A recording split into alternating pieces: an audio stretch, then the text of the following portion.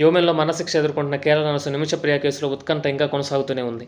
ఈ కేసులో బాధిత కుటుంబంతో మాట్లాడేందుకు తాము యోమెన్కు వెళ్లేందుకు అనుమతి ఇవ్వాలని నిమిష తరపున బృందం సుప్రీంకోర్టుని కోరింది. దీనిపై న్యాయస్థానం స్పందిస్తూ అందుకోసం కేంద్ర ప్రభుత్వం వద్దకే వెళ్లాలి అని సూచించింది. నిమిషప్రియ కేసుపై తాజాగా అత్యున్నత న్యాయస్థానం మరోసారి విచారణ జరిపింది. ఈ సందర్భంగా ఆమెకు మరణశిక్ష అమలును యోమెన్ తాత్కాలికంగా నిలిపివేసిన విషయాన్ని కేంద్రం ధర్మాసనం దృష్టికి తీసుకెళ్లింది. ఈ కేసులో తమ వైపు నుంచి చర్యలు కొనసాగుతున్నాయని కేంద్రం తరపున అటార్నీ జనరల్ ఆర్ వెంకటరమణి కోర్టుకు తెలిపారు. ఆమె క్షేమంగా స్వదేశానికి తిరిగి రావాలని ప్రభుత్వం కోరుకున్నట్లు తెలిపారు. ప్రభుత్వం స్పందనపై ధర్మాసనం సంతృప్తి వ్యక్తం చేసింది. నిమిషప్రియ కేసులో కేంద్రం సాధ్యమైన ప్రయత్నాలు చేస్తుందని తెలిపింది. విచారణ సందర్భంగా నిమిషప్రియ తరపున న్యాయవాదుల బృందం కోర్టుకు ఓ అభ్యర్థన చేసింది.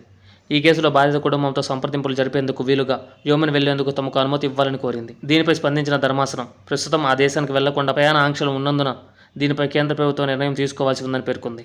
ఇందుకోసం ప్రభుత్వం వద్ద అభ్యర్థన చేసుకునేలా పిటిషన్లకు అనుమతి కల్పించింది. అనంతరం ఈ కేసు తదుపరి విచారణ ఆగస్టు 14వ తేదీకి వాయిదా వేసింది. యోమెన్ దేశస్థుడి హత్య కేసులో నిమిషప్రియకు జూలై 16న మరణశిక్ష అమలు చేయాల్సి ఉండగా చివరి నిమిషంలో అక్కడి ప్రభుత్వం దీన్ని వాయిదా వేసింది. బ్లడ్ మనీపై బాధిత కుటుంబంతో చర్చలు జరిపేందుకు మరింత సమయం ఇవ్వాలని భారత ప్రభుత్వం చేసిన అభ్యర్థనకు ఆ దేశం సమానుకూలంగా స్పందించింది. అయితే ఈ బ్లడ్ మనీకి తాము ఎన్నటికీ అంగీకరించమని బాధిత కుటుంబం చెబుతోంది. దీంతో ఈ కేసు ఎలా ముగుస్తుందని ఉత్కంఠ పెరుగుతోంది.